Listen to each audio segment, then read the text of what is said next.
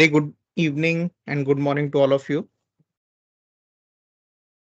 So, we are here with another class on the organon of medicine.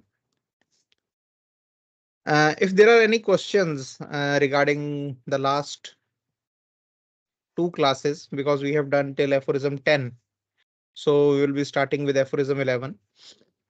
If there are any questions, you can send me.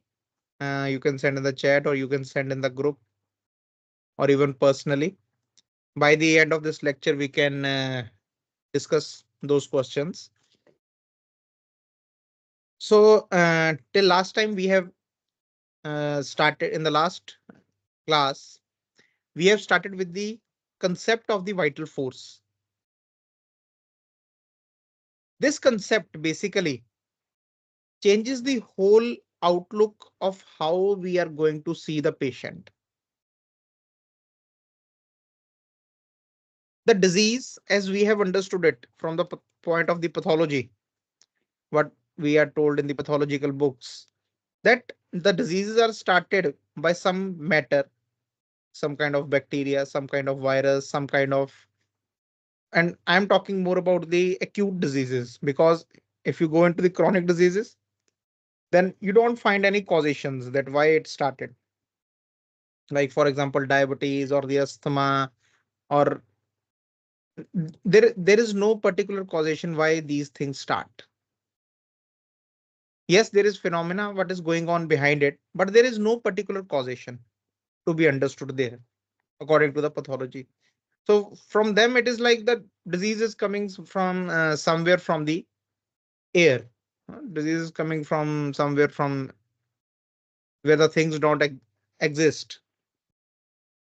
Because the origin of the disease, of any disease, cannot be seen at the tissue level. It cannot be seen. There is no start of it. There is no end of it. So it cannot be seen at the level. What we see in pathological books is the result of the disease. The disease happened after that, how it basically modified or changed the tissue or the cell, how it basically changed the matter. That is what we see. But there we cannot go to the causation, that how it was caused. So this concept of vital force clears that thing. It clears that thing, that how the diseases basically start, how the body is made diseased. That it is not the physical or the cell tissue which is basically diseased. There is a force behind it which was keeping it healthy. The force which was doing all the functions. It is very, if you think about it, it is so miraculous thing that when conception happens, the two cells they meet. From those two cells, trillions of cells they develop from those two cells. And who tells that those cells, or who tells those that body or that embryo, that which cells are going to become bone and which cells are going to become the muscle and which cells are going to become the nerves and which cell are going to become the um, um, this legs or the stomach or the heart. So many different kind of tissues we have. We have so many kind of different tissues in the body which develop during that time, when the embryo is formed, when the child is formed in the womb of the mother. So there has to be a basic force. There has to be a basic instinctive intellect which controls all these things, which makes these things happen. So that force which is there, the force which is acting on the body, which is guiding the body, which is doing things without even us knowing about those things, that force is called as the vital force by Dr. Henneman. So we'll go ahead from that point. We'll start with the aphorism 11.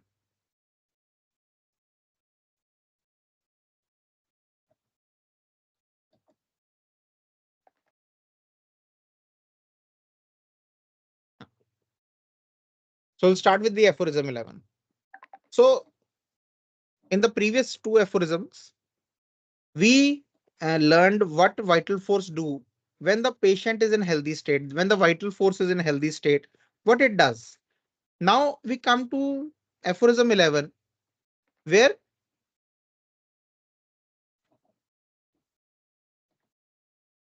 Dr. Henneman explains that how this vital force or the person basically gets ill. So when a person falls ill, whenever the organism, whenever some person is getting ill, whenever a patient is getting sick, it is only this spiritual, self-acting, automatic vital force everywhere present in his organism that is primarily deranged.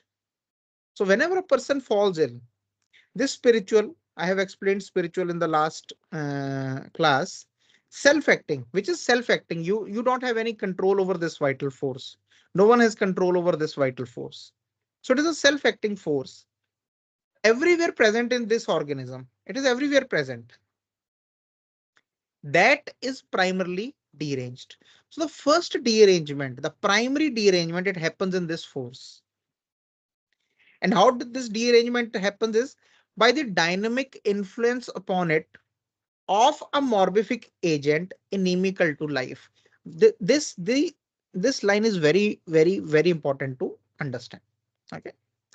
So the first part is the dynamic influence. It is deranged by a dynamic influence. That means vital force is basically dynamic in nature. It is a dynamic substance. It is not a matter. You cannot see, feel.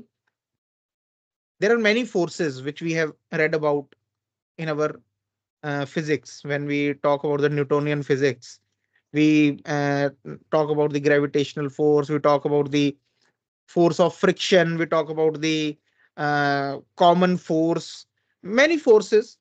But the character of the force is that only we can see the action of a force, the gravitational force. It is said there was one of the series, and there are someone talks about this thing that basically this person does not believe in God. He believes in more of science. But then there is a thing where he talks about something that the gravitational force in the universe, which we have, like the earth is revolving around the sun and the sun is revolving around something in our galaxy, and then the galaxies are revolving around the center of something. He said that if this if this gravitational force would have been just 1% more, if you theoretically increase just 1% of this gravitational force, the whole universe will collapse. The whole universe will collapse.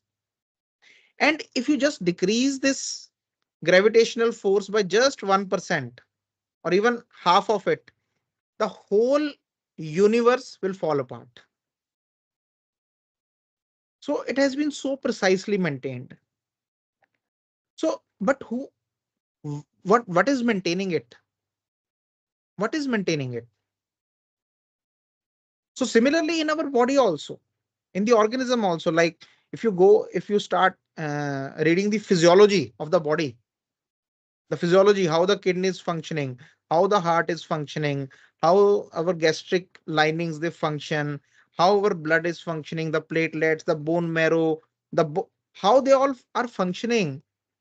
If you start thinking about it, we come to this point that we cannot do it consciously. There is some subconscious force which is acting and which is doing all these things, which is making everything that is happening there to happen till we live. So the forces are dynamic in nature. And because they are dynamic in nature, so they can be basically dearranged by something which is similar. So only a dynamic influence can basically dearrange the vital force. Now, upon it of a morbific agent. Second part is the morbific agent. Morbific agent means disease producing agent. But from our point of view, from our material point of view, We have always studied that the morbific agent or the disease producing agents, they are basically some kind of bacteria, viruses, some kind of parasite, some kind of fungus, which are basically.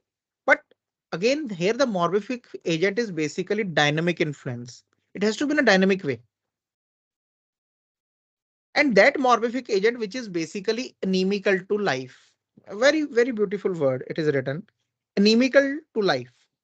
Inimical means against the life. Now, from here, if you take a perspective, the life is not of one that person, of the single person. Life is a general thing. Everywhere you see life around you. You see life in the human beings, you see life in the animal kingdom, you see life in the plant kingdom. Life is a very general thing. Life is something which is going on right now at this present moment. That is life. Life is not a span of time. Life is not an individual thing. Life is a general thing. So generally, the things which are inimical to life, which are basically against the life forces. Life, when we talk about life, we talk about the positive aspects of the life. The things a person can do, the things a society can do, the things a group of people or some uh, they can do to change something for the good. So life is an ongoing process. So anything which is inimical, which is against the life as a whole, not of a one individual person. That is why Dr. Kent, when he describes Sora, we have already done it in discussed in global classes. When he describes the Sora, he describes the Sora as a disease of whole human race. He didn't told that it is an individual disease.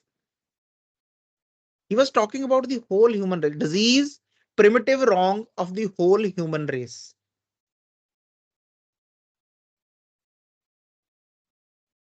So, what are the morbific agents inimical to life? Now, dynamic influence, there is a footnote with this where Dr. Henneman has written materia peccans. This is a Latin word, materia and peccans. Materia means matter, and peccans means sinning, sin, SINNING, sinning, matter of sin.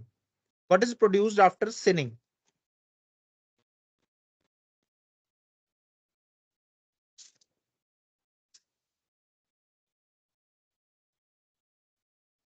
So we will just hold ourselves because this is very important and this needs to be addressed. Doing wrong. Peccans means sinning or doing something wrong. So something in a loose adapt in a loose translation, many books have given it as the materia means matter and the peccans means disease. It is not disease. If you go back and see in the Latin, it is not disease. It is more related to sinning. Now, when we go into these things, it becomes that it is, we are talking about more religion or we are talking about something which is related with the scriptures or something like this. No, it has nothing to do with religion or and this thing or some particular book or something. Usually, everywhere, whenever something started, something good started, whenever some knowledgeable person, some spiritual person, they came into the world, they told the people to do something which can change their lives. So they you go to any scripture, any book, something they remain common. And we have discussed about this also. We have discussed about the love, the part of love, the way we take it, that it is the first wrong which a human does of taking or understanding love in a wrong way. So there are many other things which basically are inimical to life. For example, I will give a general view that anything which basically creates a negative emotion, negative emotion is basically inimical to life. Okay. So anything, any feeling, any kind of desire, any kind of aversion, any kind of sensitivity which produces negative emotion of anger, emotion of anxiety, emotion of fear, emotion of sadness, emotion of discouragement, despair, any kind of uh, bad inspiration, any kind of wrong emotion which comes, emotion of grief. So whatever is behind it, that is basically inimical to life, because when you are in a negative state of mind or of emotions, it basically takes up your energy. It So when there is no energy, so how the force can be applied? Because if something has energy, then only it can apply force. Only then the force can be applied. So when these emotions they suck out the energy, the force cannot be applied to keep up the health. So for example, I'm just giving an example. For example, if someone is very competitive, because whenever you will be competitive, you will have envy or jealousy in you. If someone is ahead of you, you cannot tolerate it. So you have to be ahead. You have to go. So when there is this competitiveness, because nowadays when you see patients, and this all thing was done, uh, I'm sorry to say this thing. Maybe many people will disagree with this thing, but it's okay. The Darwin is the culprit behind it, behind giving the competition that the only the best can survive. So to survive, in our mind, we think that we are in a state of jungle. Wherever there is competition, it is a law of jungle, law of forest, that only the best can survive. So we are all into a state of survival. Whenever we are into a state of survival, all the negative emotion, the emotion of anxiety, fear, competitiveness,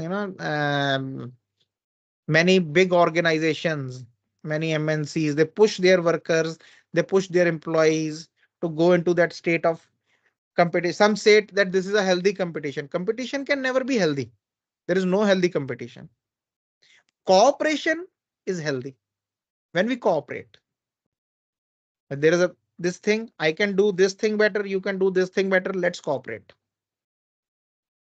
Cooperation has respect, cooperation has a mutual understanding, cooperation has freedom, more peace a person can be when we are cooperating. But when we are in a state of competition, there is no peace of the mind. So many, like I was telling, that many multinational companies or many companies, they tell their employees to have killer's instincts. Sometimes I wonder at the choice of the words, killer's instinct, that you have to kill something. So this is automatically inimical to life if you have that kind of mindset. Killing is inimical to life, although it is a figurative thing, but you are killing something. You are killing someone's ambition. You are killing someone's path. You are killing someone's hard work. So whenever we are in a state of competition, we are always in the state of survival. Okay? So this, and there are so many, because why I'm saying about competition, because every day I see patients who are into this stage, who are into this state. Many youngsters who are joining these companies, many youngsters. There was this girl. She was so much depressed and discouraged because her Instagram channel was not getting as much likes as her friends were getting. S- When I asked her that, how does it matter how many likes you get, or how, she says that it matters socially. This is a social um, state, part of social status nowadays. And I was very much, I felt, bad also about her. And I was very much astonished also about the idiocy, stupidity which this thing is producing in the youngsters, because even if you have, for example, if you have more likes or more this thing than the person who is next to you, how it is going to affect your life in reality? How is it going to? But that small, that people know me, people like me, and I have seen these youngsters when they are liking some post, they like, they're just okay, like this thing, then like next thing, without even watching, without even studying, without even reading what is written. They're just liking everything. So if the person on the other side of the phone, he's just liking like this, and you want that kind of liking. So what kind of mental state we are in? So these things, they have become inimical to life. They drain out that energy, life out of a person. The person is cut away from the reality. The person is cut away from those positive emotions of happiness, joy which comes from inside, not from some likes. Because any joy which is coming from outside will always be dependent upon the things which are outside. If those things we are getting, then we will feel happy. If we don't get, we will feel sad. So the joy has to come from inside. One should celebrate oneself. One should be happy about oneself. And that is what happens when the vital force is basically in a healthy state. It keeps our sensations and functions in a harmony. So these kind of dynamic influences, which are morbific agents, which are inimical to life, they start affecting, primarily dearranging this vital force. It is only the vital force dearranged to such an abnormal state that can furnish the organism with its disagreeable sensation. And when the vital force is deranged to such an abnormal state, it is being pushed, it is being deranged again and again and again and again. And now it cannot repel back those things. Then it starts furnishing, it starts producing in the organism, in the body of the patient, disagreeable sensations, some kind of pain, some kind of heaviness, some kind of inflammations, and incline it to the regular processes which we call disease. Sorry, irregular processes. And then the inclination of this vital force is to produce these irregular processes. And we call those processes, those symptoms which we see, the pain, symptom of pain, the symptom of some kind of inflammation, the symptom of some kind of irritation, we call those things as disease. So this is how the disease is basically produced. So until and unless we don't take it down to our basic core, this particular thing, that how the disease is produced, we don't leave the matter uh, theory, the theory that the matter is somehow affecting the matter. Till then, we cannot understand the basic thing, the basic part about the homeopathy. It will be very difficult to understand.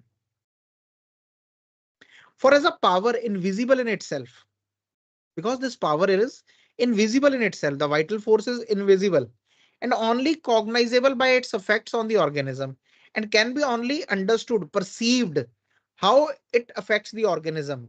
Its morbid derangement only makes itself known by the manifestation of the disease. It is getting deranged, it is getting morbidly deranged. It can only tell us, there is only one way of the vital force telling us that it is getting diseased, is by the manifestation of disease in the sensation and functions of those parts of the organism exposed to senses of the observer and physician. That is by morbid symptom. So it can, there is only one way a vital force can tell us that it is diseased, by producing manifestation in the sensation and function of the organism, which the organism or the observer, the patient, organism means the patient, or the observer or the physician, can see in the form of morbid symptoms. So there is only one way The vital force can tell that it is diseased by producing symptoms. That is the only way. And in no other way can it make itself known. And there is no other way where it can make tell us about its presence in any other way. It cannot tell us.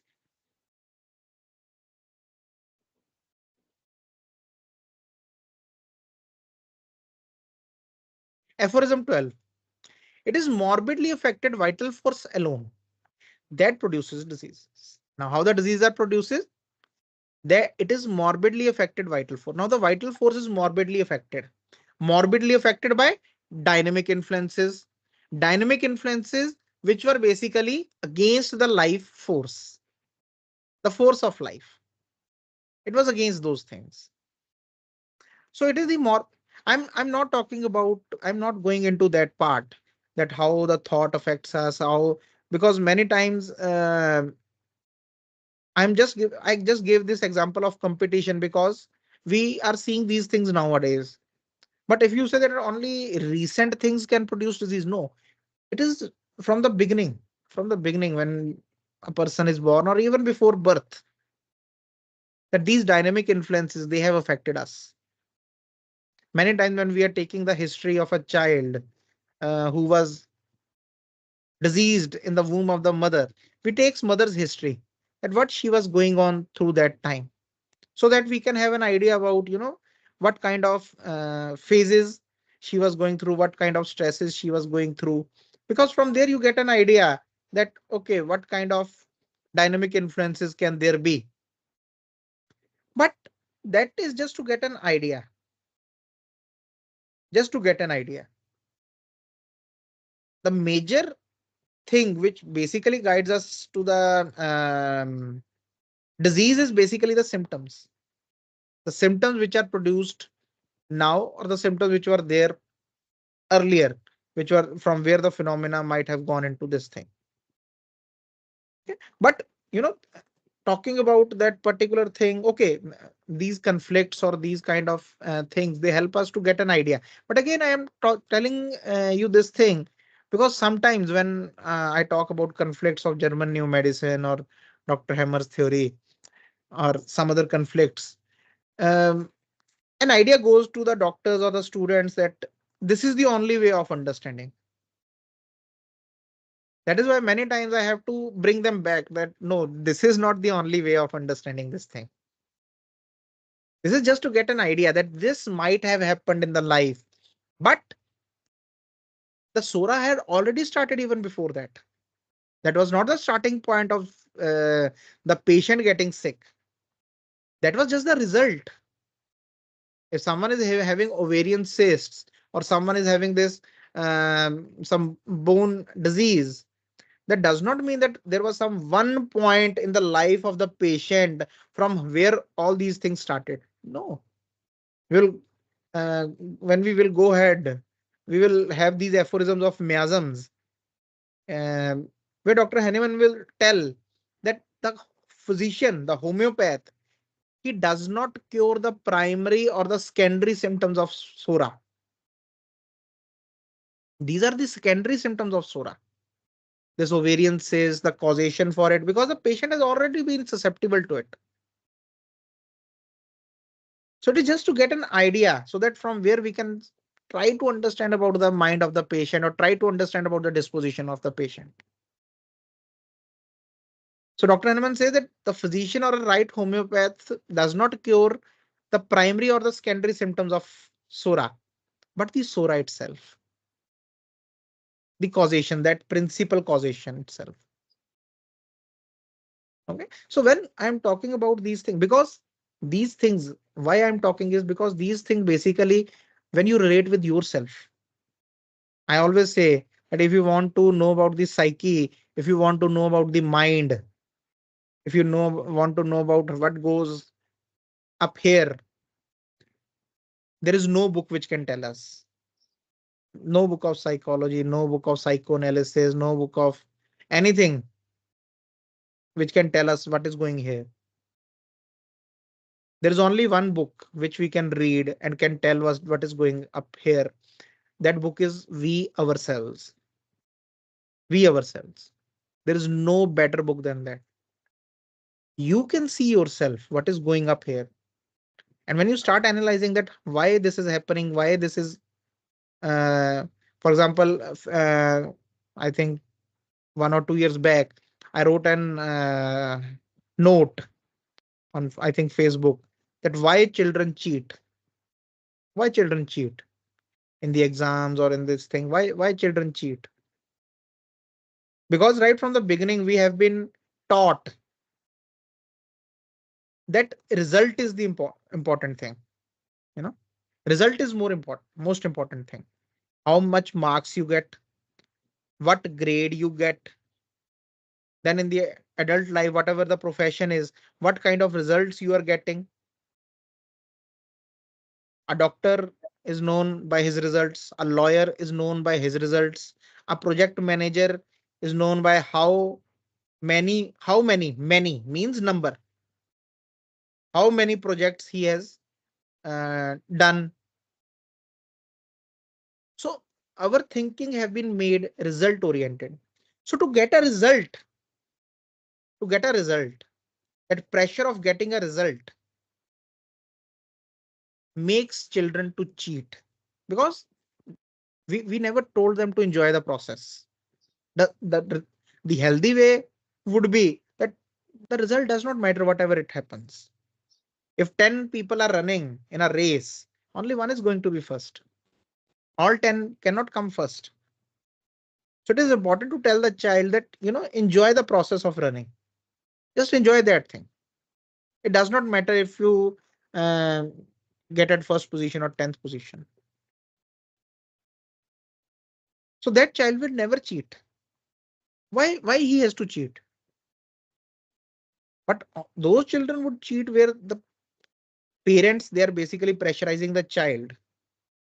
The teachers, they are pressurizing the child, or not only pressurizing, but valuing the child on the result. That this child is not good in these things. Mostly what happens is, whenever we go to a parent teacher meeting at the school, this is how our education system is working and it is affecting the children. The teachers, they will tell the parents that your child is not good in maths.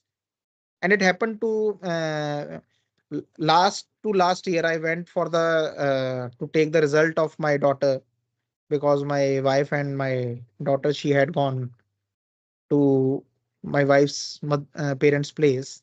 So I had to go and collect the result. Usually my wife do this thing, Dr. Vidya, she does this thing. But then when I went there, so usually I don't ask to the teachers how the child is, because I know how she is. So I don't need anyone telling me that how she is. But then this teacher, she came to me that, yeah, are you Meher's father? Yes, I am. So I wished her, and she was like, she's not doing very good in mathematics. I said, okay. And then and she also needs much this thing to do with Punjabi. Punjabi is basically our, someone's mic is on.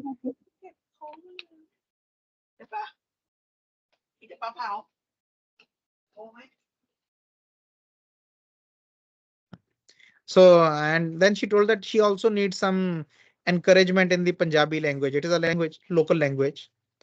So then I asked the teacher, then I said, ma'am, can you please tell me what she is very good at? And she was stunned. The teacher, she was stunned for a little time. Said, what?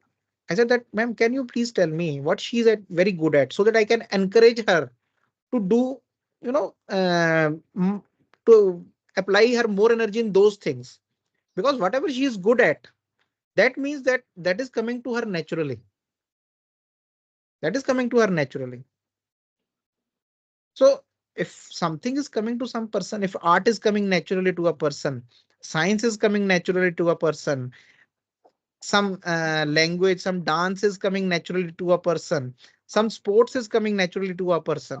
So that child, that person should be encouraged to do that thing because that is his natural character. The person who is not athletic from his inside, he cannot perform in sports. If someone is having lots of energy, he has that athletic mindset of doing something, then he should be encouraged in that thing. So the teacher, she was very stunned that like she told that I will get you back on this thing, that what she is good at. So this is the problem with our thinking process, that school, teachers, and then the parents. Someone's mic is on. Can you please switch it off?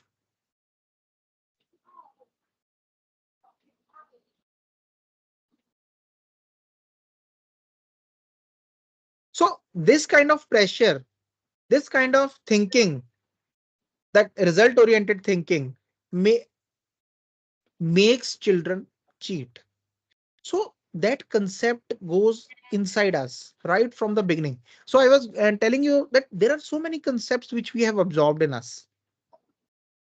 So when we start studying ourselves, then we start getting a sense of these things. But it is again going to take a long time to understand these things. So when I'm giving these examples that these things affect us, these things basically produce some negativity in us, these things basically, so it does not mean that only these things. There are so many things. There are so many things. But yes, these things, they affect the vital force and then they affect the organism. So it is the morbidly affected vital force alone that produces diseases. But the disease is produced when the vital force is basically affected.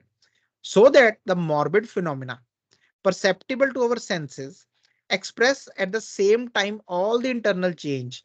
That is to say, the whole morbid derangement of the internal dynamics. And it produces the diseases in a way that the whole phenomenon of the disease, which is perceptible, which we can see, which we can understand, which we can, which the patient can also tell us about, is expressed at the same time. All the internal change, whatever has changed internally, it is expressed at the same time. That is to say, the whole morbid derangement of the internal dynamics. So whatever the internal derangement has happened in the dynamic level, at the level of vital force, it is shown to us in the form of symptoms at the same given time. In a word, they reveal the whole disease.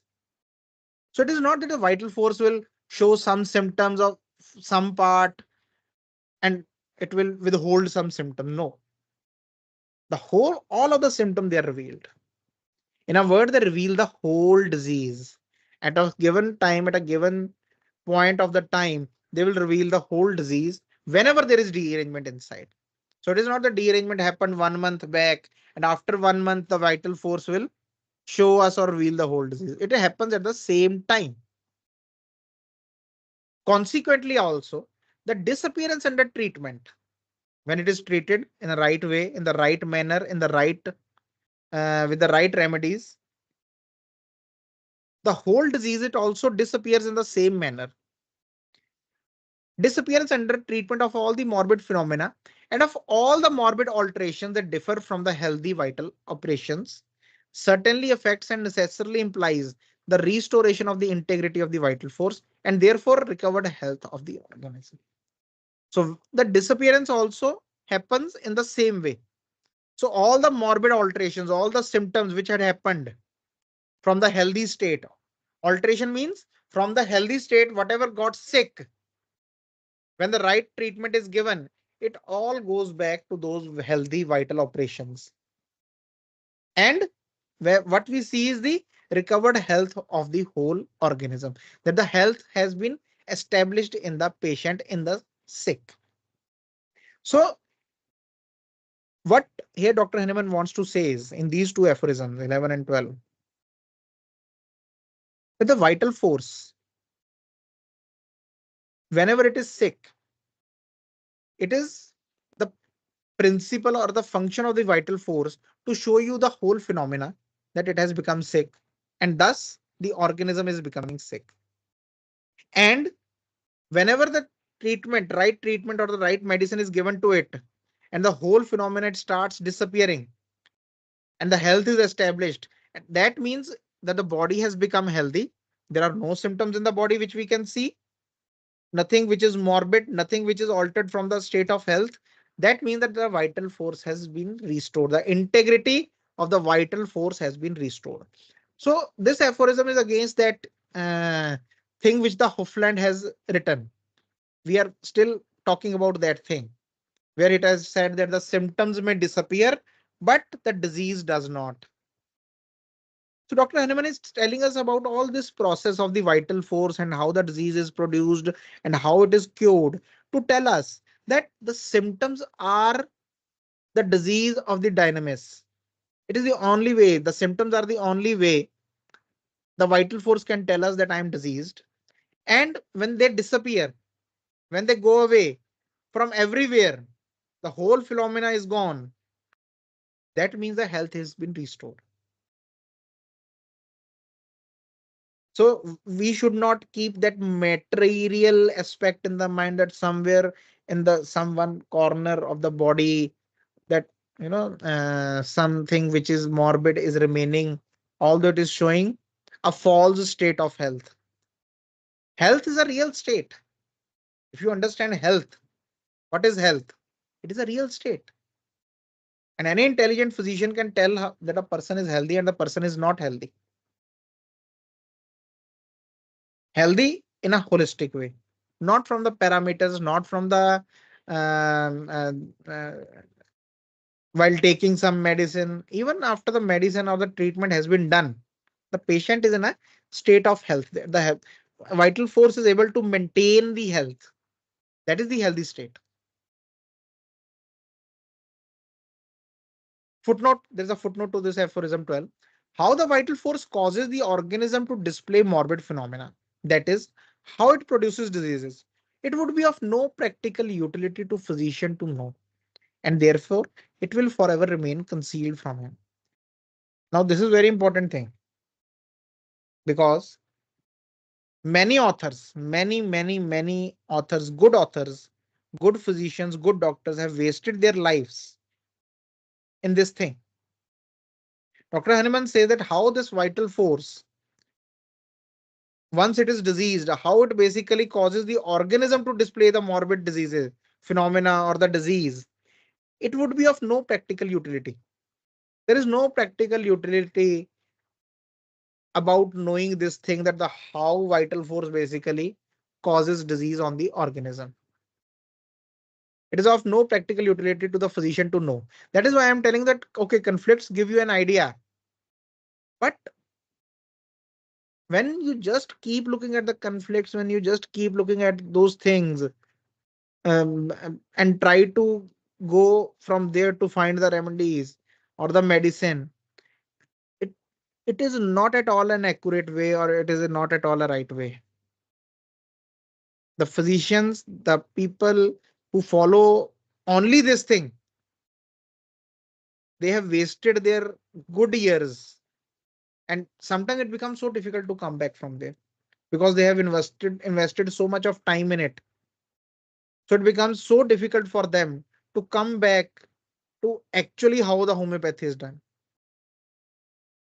So just to warn the physician, okay, that it would be of no practical utility to the physician to know, and therefore it will forever remain concealed from him. And it is all forever it is going to remain concealed, that how vital force is basically producing diseases in the organism. What is this relation? Only what it is necessary for him to know. Now, what is necessary for him to know of the disease, and what is fully sufficient for enabling him to cure? What is necessary for him to know of the disease? The knowledge of the disease, and what is sufficient, what is enabling him to cure? All the things which are important to cure a patient, and all the things which are important in a disease, has the Lord of life revealed to his senses. That is always revealed. The Lord the preserver, or the whatever you say, the universe, the God, or whatever. We will not go about the word, because sometimes the word becomes a problem. So, that uh, intelligence, it has already revealed that thing to the senses of the physician, although in the form of symptoms that is necessary for him to cure the patient. So this is a wasteful exercise. Like I told you, that many authors, many good physicians have wasted their lives in going to this thing, that how this thing happens.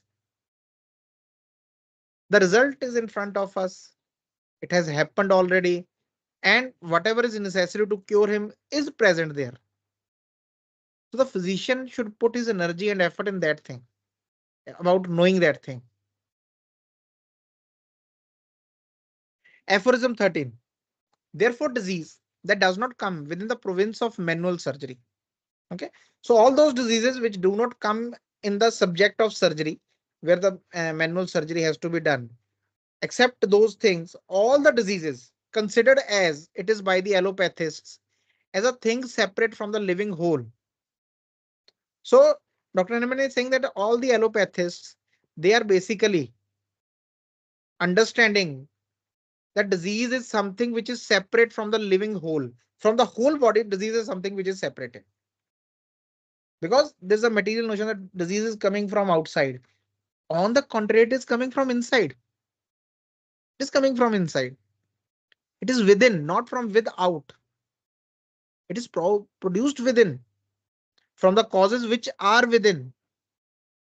We'll talk about those causations when we will go to Aphorism 31. As a thing separate from the whole living being, from the organism and its animating vital force.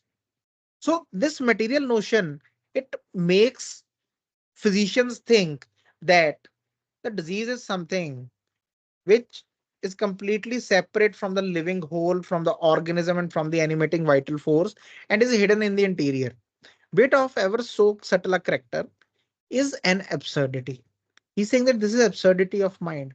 This is an absurd thinking. This is a falsified thinking. This is a thinking which is not intellectual. That could only be imagined by the minds of a materialistic stem. And it can only be imagined where the mind is completely materialistic, where it only sees matter and it cannot see the things happening, functions happening beyond matter. And has for thousands of years given to the prevailing system of medicine all those pernicious impulses that have made it a truly mischievous, non-healing art. And because of such a thinking, from thousands of years, doctors, they have this, he's saying, pernicious impulses, that they get these ideas that okay, it is something inside which we can pull out. It is something which we can, just bring that out and everything is okay. And that have made it a truly mischievous art. Mischievous does not mean naughty. Mischievous means in a bad sense. Something which is bad, something which is harmful.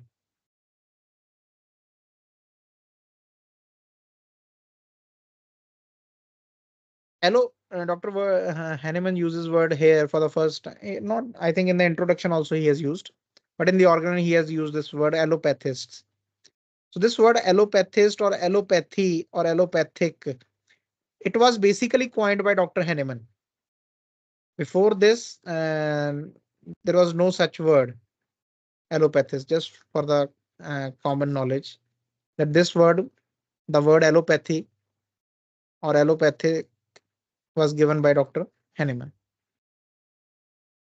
So there is in the interior of man nothing morbid that is curable, and no invisible morbid alteration that is curable, which does not make itself known to the accurately observing physician. So whatever is morbid in the interior of man, whatever is diseased state, it always shows itself to the accurately observing physician. by means of morbid signs and symptoms. Like I told you that there is no other way of the body, of the organism, that it can tell to the physician that I am sick by producing morbid signs and symptoms. There is no other means. If a patient is coming with an accidental, like a few days back, I had a patient who came to me, a lady who came to me with a TSH level of, I think, 9 or 10. Uh, it was an accidental thing. Accidental means that nowadays it is a trend that you should get your physical checkup every 6 months. No, the labs, they are earning money. The pharmaceutical companies are earning money, earning good money out of it. So they are pushing for it. That it is better. That nowadays I am very surprised now. Nowadays, uh, there is a term pre-diabetic, that you are pre-diabetic. So a patient came to me day before yesterday, on Saturday, it was Friday or Saturday, and he told that, doctor, I have gone for this physical checkup, and they told me that I am pre-diabetic. What is pre-diabetic? Now see, there are two type of people in the world. One is diabetic, and the other is pre-diabetic. When a child is born, he is pre-diabetic, before diabetes. The person who is not having diabetes, so he is a pre-diabetic person. It is a dangerous thing to put people in categories. Very dangerous thing. In classes and categories. When you put people in categories, the mindset of that person, even yours, but of that person also, becomes to start to thinking into in with that thing. Putting someone in category basically takes away the freedom of the person. So he was asking me that, okay, now what I should do? I, I said that whatever you have been doing till now, do that thing. You are pre-diabetic. That means you don't have diabetes. So new terms are coming, to very. I'm ashamed also to say this thing, and because medical system, physician, it was said, even nowadays it is said that doctor is next to the god. God, after God, there is someone who can save the life here on the earth is the doctor. But some people, I am not say everyone, but some people, out of their greed, out of their this, I don't want to, but okay, this thing, they have disvalued the human life. They don't have value for human life.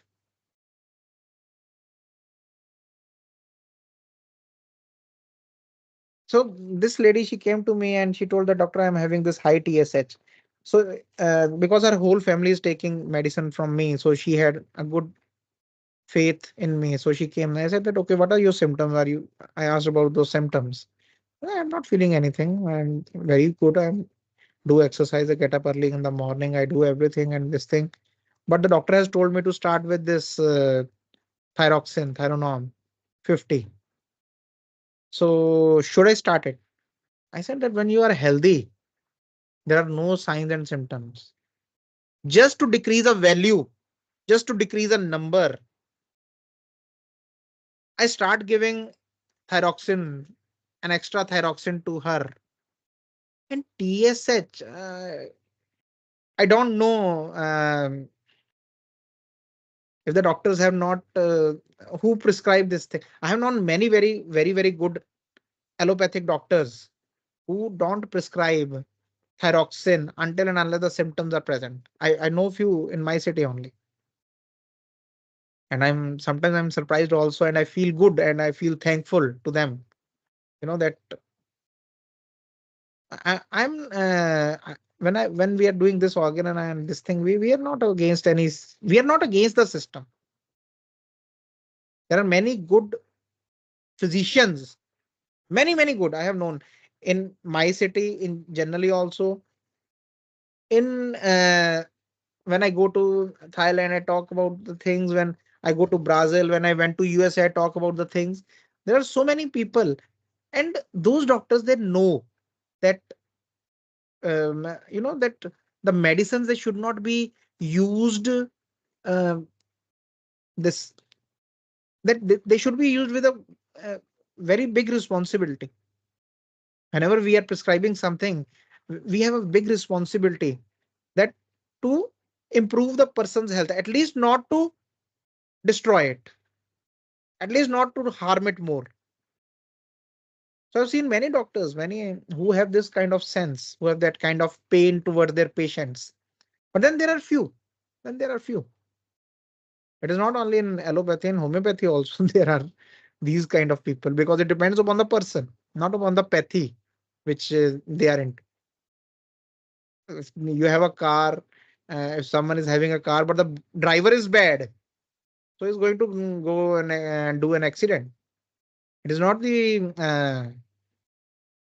that the car is not guilty for that thing. So similarly here also, there is in the interior of man nothing morbid that is curable, and no invisible morbid alteration that is curable, which does not make. So whenever there is something morbid, something diseased going in the process going in the body, the vital force, it will show itself in the form of signs and symptoms. It will not show itself in the form of parameters or the reports or something like that. An arrangement in perfect conformity with the infinite goodness.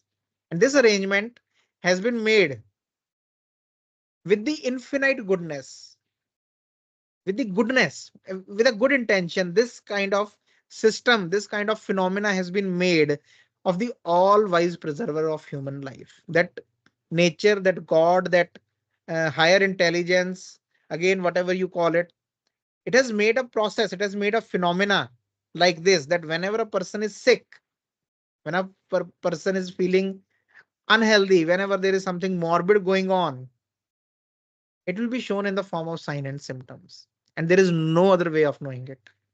No other way. So there is no pre-diabetes.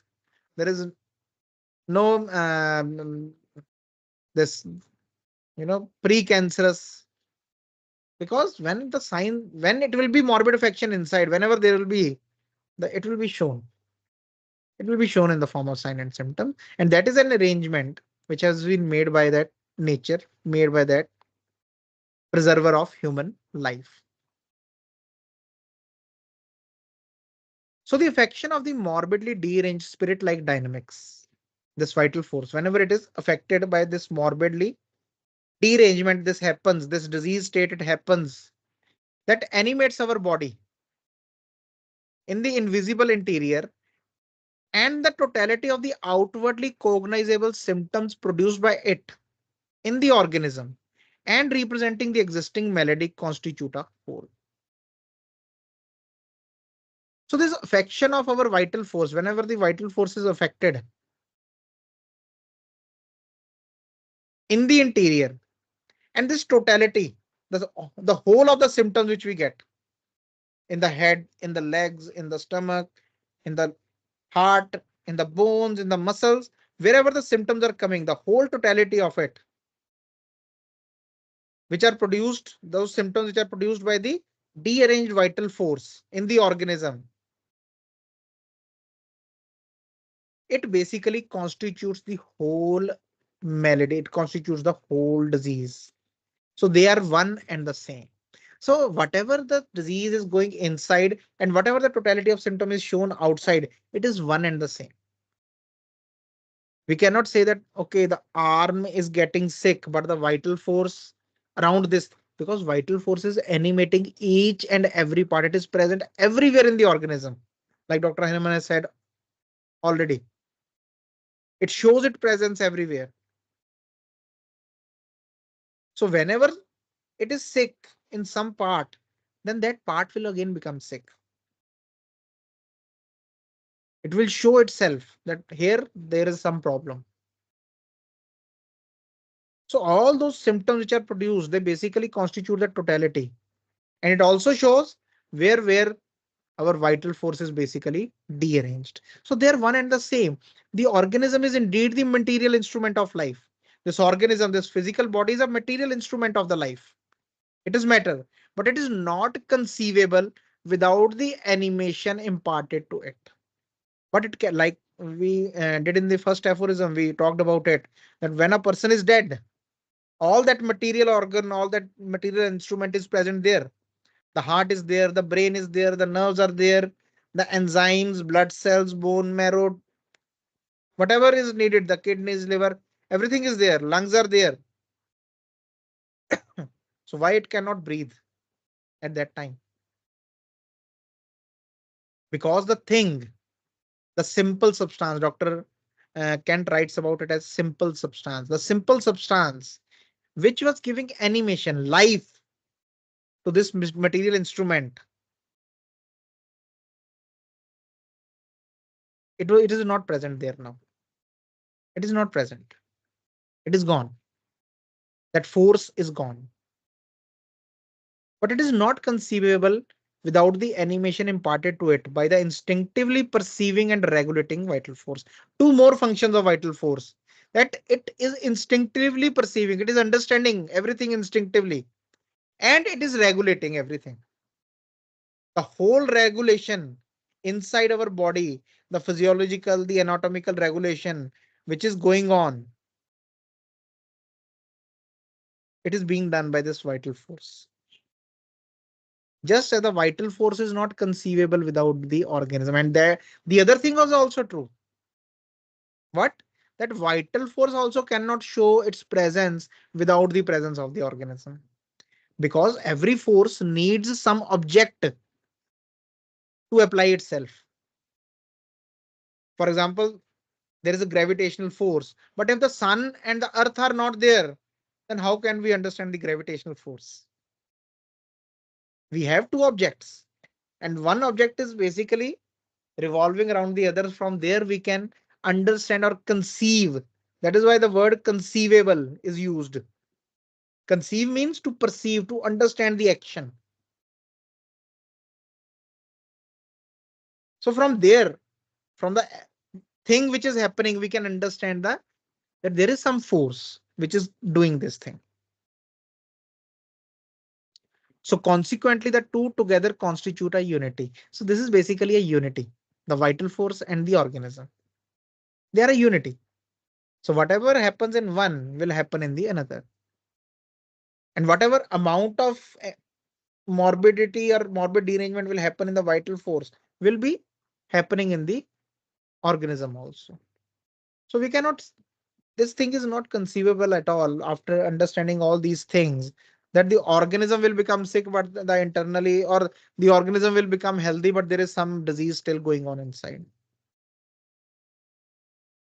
Consequently, the two together constitute a unity. Thought, although in thought, our mind separates this unity into two distinct conceptions for the sake of facilitating the comprehension of it. They are a unity. The organism and vital force, they are a unity. Whenever they are working in a unified way. Although in our mind, we separate this unit into two different things, vital force and organism. And why we are separating those things? So that we can comprehend it more in a more easy way. That what are the functions of the vital force and what are the functions of the body, and how the disease or the health is shifted from the vital force to the body, how it keeps it in harmony, what are the what are the things which basically affect the vital force and then affect the organism. So for comprehension, for the understanding of that thing, in our thought, we are basically separating these two things here in these aphorisms, but they are one and the same thing. It is a unity. In reality, when you see that, you see a car and a driver who are working in unity. Car cannot move without a driver, and without a driver cannot go without a car.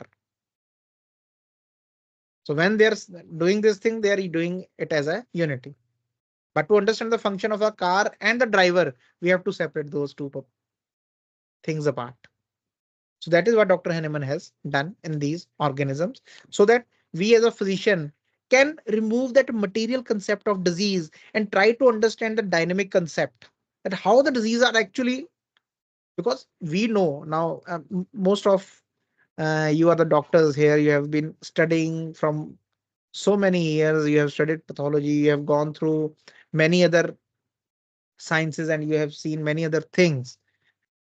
And one thing is for sure, that how a disease is produced cannot be explained by pathology. From the material point of view, you cannot explain it.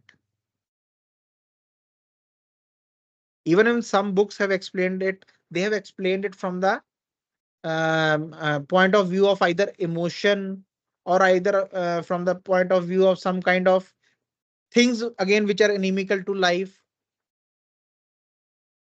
that can produce these kind of that which can produce diseases.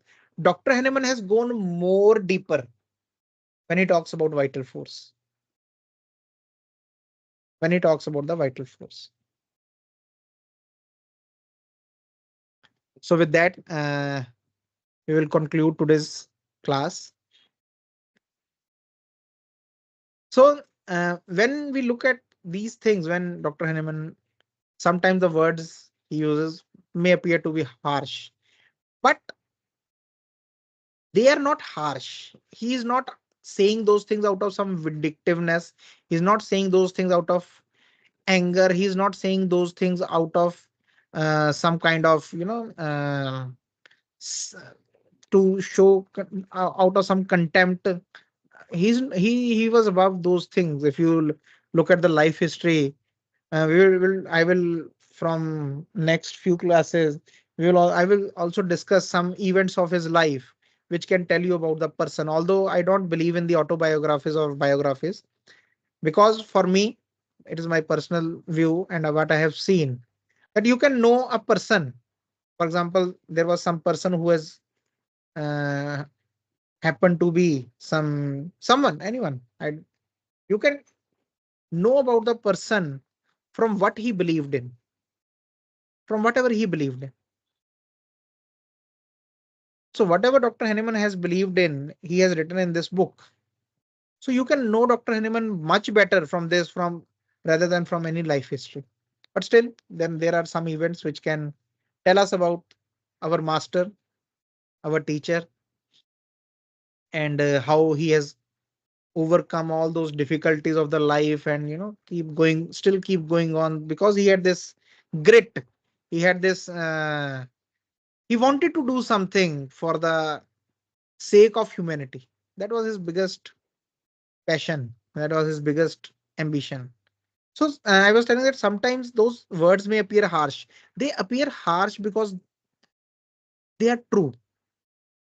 They are true. Sometimes the truth appears to be harsh. So I will not say that, okay, ignore those words because they are harsh. No, on the contrary, we should understand those words more deeply, because they are not told out of some maliciousness. They are not told out of some kind of this thing. When Dr. Henneman said this thing, that it is a mischievous art, it is a harmful art. So it is not that he wanted to show that homeopathy is bad. No, he has not talked about homeopathy till now. He has not talked about it. He's just telling you how a physician should do, what should be in the mind of the physician when he's seeing the patient. That I'm he should see the patient as a whole. He should see the patient as a person, not as some part. Patient is not his heart, patient is not his lungs, patient is not his uh, like I had a girl today. She had this cystitis, fever and cystitis, and she was given this medicine. Some doctor told that we have to give her this 10 injections. I don't know why 10 injections, so that the infection will be removed, and She had E. coli infection and something like that. And the TLC, they were high. So because the fever was there, so she had to be taken to some doctor. So the parents, when they took him, so they started applying some injection and started giving some antibiotics to her. They even gave her, small girl of 5 years old, they started giving her steroids. Why? Because the number of E. coli was not coming down. And then this girl, she started developing vomiting. She was not able to digest anything. Then they started giving her antacids. So after one disease, the another, and then the another, and then the another. And after 10, 12 days of treatment, when she was not getting better, so she was referred to some more big hospital. So 10 or 12 days of treatment, and she did not get well even after that. On the contrary, she developed more symptoms. She got more weak. So that is what Dr. Henneman was against, this kind of harmful treatment. But we are not here to kill HR, E. coli. We are here to save the patient. When your whole focus is on killing E. coli, that the number should come down, number should come down. And you're not at all looking at the patient, that what is happening to the patient with that medicine. Then that is what Dr. Henneman said, that patient should be the focus, not the disease, not his what is happening, this thing. Patient as a whole should be the focus. So that is why when he is using these harsh words sometimes in between, so that is because it needed to be said. It needed to be said so that the physician can introspect what I am doing. So with that, I will not take more of your time, and I will conclude this class, and next Wednesday we'll meet again. Thank you. Thank you so much.